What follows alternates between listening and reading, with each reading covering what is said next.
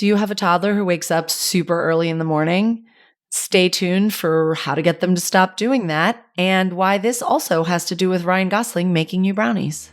Welcome to Parenthood Prep, the only show that helps sleep-deprived parents and overwhelmed parents-to-be to successfully navigate those all-important early years with their baby, toddler, and child.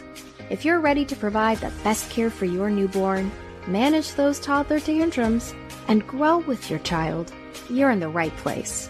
Now, here's your host, baby and parenting expert, Devin Clement. Hello and welcome back to Parenthood Prep, the podcast that prepares you for parenthood.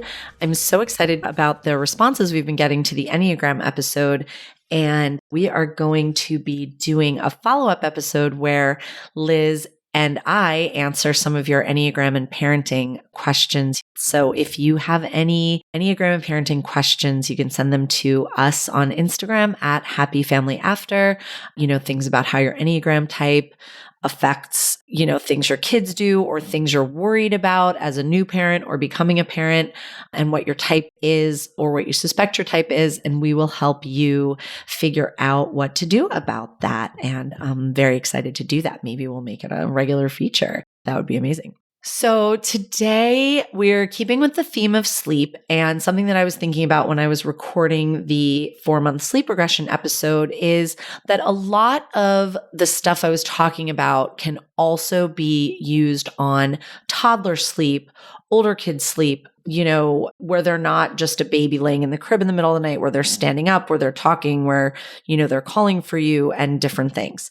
And, I use the example of Ryan Gosling's brownies, which I'll just remind you is that if you woke up in the middle of the night and went to your kitchen and Ryan Gosling was there making you brownies, you would love that. You would be so excited.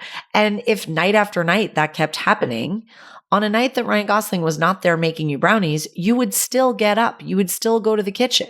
You would still, look around, check in the oven. You would sit at the table and drum your fingers and wait for Ryan Gosling to arrive to make you brownies. And that's the thing that happens a lot of the time with kids. We create these associations where something is so great and they love it, and they're not going to give that up by choice, even if it is drastically affecting your daytime, your tiredness, your performance at work. Kids don't give a shit about how you feel at work. They only care about themselves, frankly, because that's all they know to care about. So when they wake up in the middle of the night and you go in and it becomes this lovely time in the middle of the night to hang out together, then you are going to end up stuck in that pattern, stuck in that loop. One of my sleep coaches, had a client a few years ago who, sleep trained the baby. She was doing great. She was like a little over a year or something like that. And then a few weeks later, the client reached out to her and said, "We're sliding into a bad situation and I don't know what to do. She's throwing her pacifiers out of the crib. And when I go in to get them, she's just staying awake." And my colleague said, "Okay, well, what are you doing when she throws the pacifiers?" "Well, I go in and I get them and I give them back to her. And then I read her another book and then I tuck her back in and then she goes to sleep." And we were all like, "Do you not see the problem here? If I throw my pacifier and you come in and read me a book, why on earth would I stop throwing my pacifiers? I just figured out that I have trained you to come read me a book when I throw my pacifier. That's great. I want to do that all the time. If I throw a pacifier right now, will that lady come in here and read to me? Amazing. I would love that." So, I hate the idea, and I talked about this in the other episode. I'm sorry if you just listened to it and I'm boring you, but I hate the idea that kids are manipulating us, but I also hate the idea that they're not.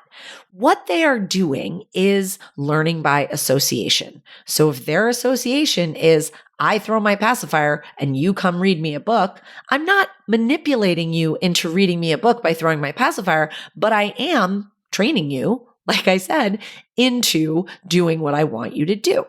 So if you have an older baby, toddlers especially tend to do this, 2.5. I start hearing this a lot from people. They get up super early in the morning, like 5 a.m., 4, maybe 5:30, 6, but it's just intolerably early. And friends and clients and people are always asking me, what do I do? She's waking up so early. Not clients where I've sleep trained their babies sleep great, but clients that are calling us for sleep training help with their toddler or friends or whatever always say, oh my gosh, he's waking up so early and I don't know how to get him to stop. And the first question I ask is what happens when they wake up? And invariably the answer is something like, I go in there, I pick him up, I bring him his milk or I nurse. Then, we go downstairs, I make breakfast, we watch a show. A lot of the time it's like, I'm so tired. I'm such a zombie that like we go downstairs and I sit him in front of the television. Or, I had a client that I worked with her older daughter. She loved the sleep training we did with her baby so much. She had us come back for her older daughter. And she and her husband both had big jobs and demanding, work schedules. And their daughter would wake up. And I said, what do you do when she wakes up in the morning so early? She said, well, one or the other of us will bring her into the guest room and she'll lay in bed with her and we go back to sleep and she watches videos on her phone, which I don't blame them for. Like they had to go to work and like be lawyers. But do you not see that that is obviously the reason why she keeps waking up early? Why would she stay in her bed? We all know that early morning hour, that 4, 5, 6 a.m., we're more restless. We have less sleep pressure than we had earlier in the night. Kids have kind of slept just enough that they can be awake and they're excited to be awake, but not enough that they've actually gotten a full night's sleep. So then they're going to start getting cranky after a little bit. And that leads to something else that I'm going to talk about. But let's still talk about what's happening when they wake up early. So the person asks me, what do I do about these early wake ups? I say, what are you currently doing about them? And then they're telling me about this like baby bonanza that's happening at 5:15 in the morning. And I'm like, of course your kid is waking up at 5 in the morning. Of course they are. Who wouldn't if they got that kind of treatment? I mean, that sounds amazing. So is the answer to just leave them and not go in and let them scream and cry for 2 hours until it's 7 and you're ready to get them up? I mean, yeah, you could do that. That is absolutely an option. And if you can and want to, you have my blessing, go for it. A lot of the time with a 2.5-year-old, it's hard, or they're in a bed and they're actually getting up and coming into your room. They're screaming, they're mommy, daddy, rah.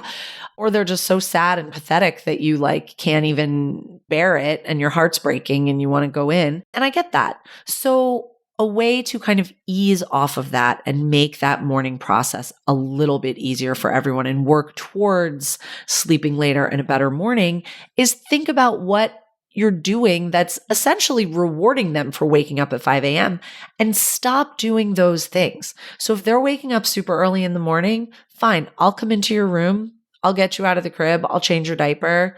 You can play with toys quietly by yourself. I'm going to sit over here and look at my phone or rest on the floor, if your room is safe and you're playing, whatever.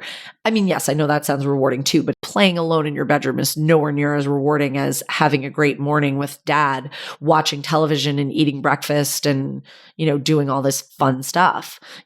You are still essentially asleep. You are a robot who is programmed to just keep them from crying and nothing else. We are not, hi, good morning, sunshine. I love you so much. You do that at wake up time, at 7, at 8, whatever.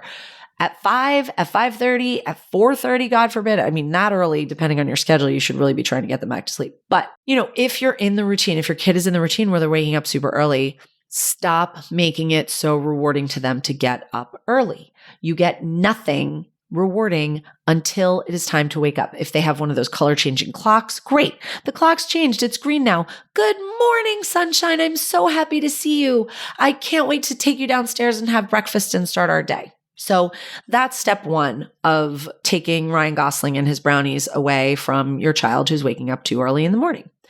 Step two is don't let them change their whole schedule based on these early wake ups. Because what happens a lot of the time, especially if they're on the younger side, is they wake up at 5 in the morning and then they're exhausted by 8. And if this is like a 2-year-old who's, taking one nap a day in the middle of the day, if they go down for a nap at 8 in the morning, they're essentially going back to sleep at that point and making up their night's sleep, which great, good for them. Are you able to do that? Because if you are, awesome, good for you too. Hang out with your kid from 5 to 8 and then you both go back to sleep for 2 hours. God bless, move forward.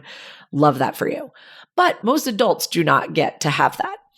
So your kid's back to sleep, sleeping off the 3 hours of playing he just did, and you're about to go into work or about to start your day and you're a zombie.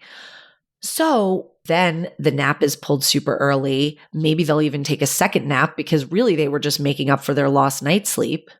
And then the bedtime gets pulled up earlier because they're super exhausted by 6 p.m. or whatever, or 7 instead of 8 or whatever. And then they start going to bed super early. So now their schedule has become that they do get enough sleep by 5 a.m., that they're up for the day.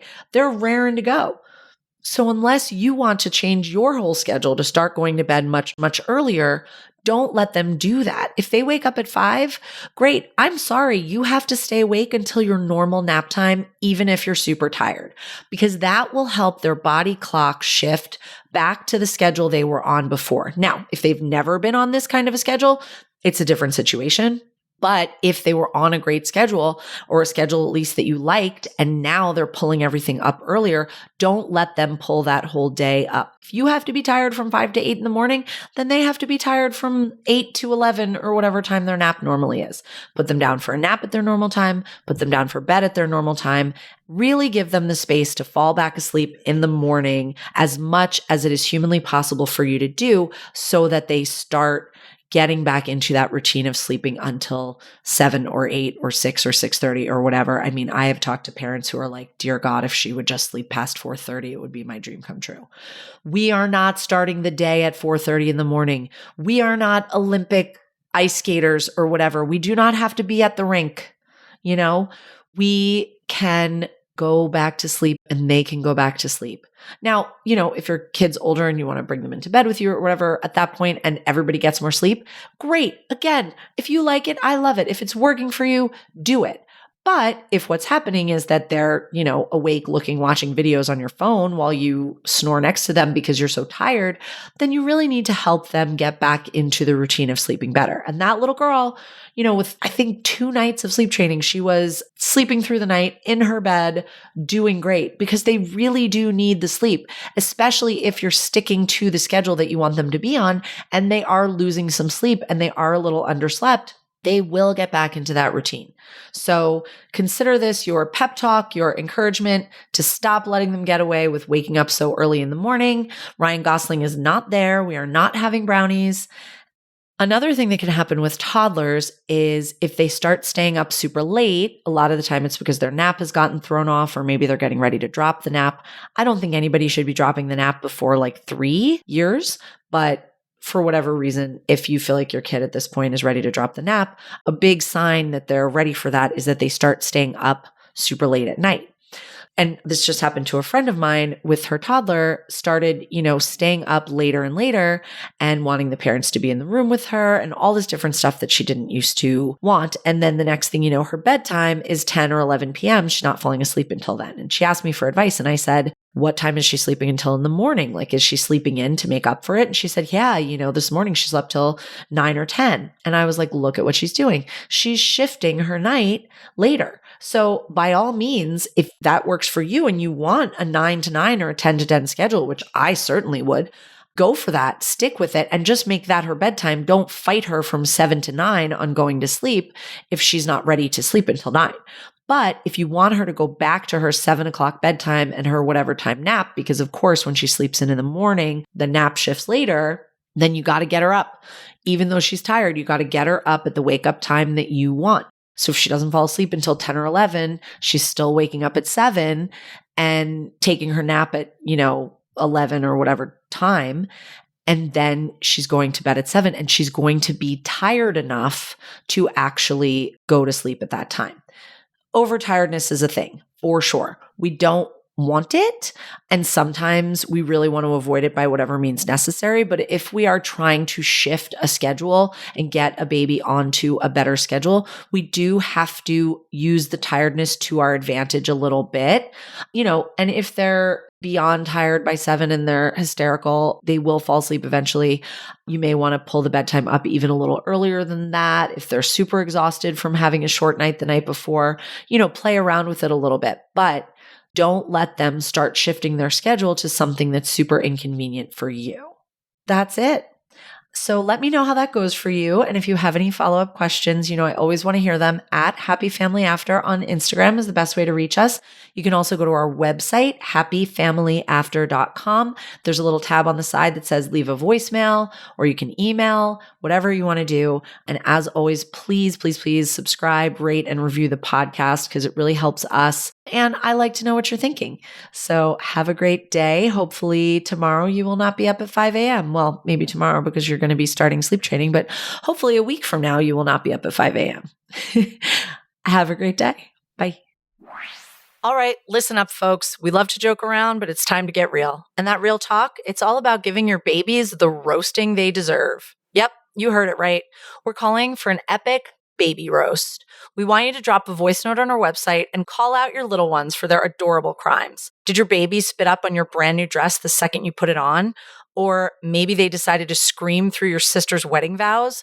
We want to hear all the juicy details. Head over to happyfamilyafter.com or hit the link in the show notes. Every page on the site has a button on the side for you to record straight from your phone. Your story might just make it onto an episode of the Parenthood Prep podcast. We can't wait to hear. Thanks for listening to this week's episode of Parenthood Prep.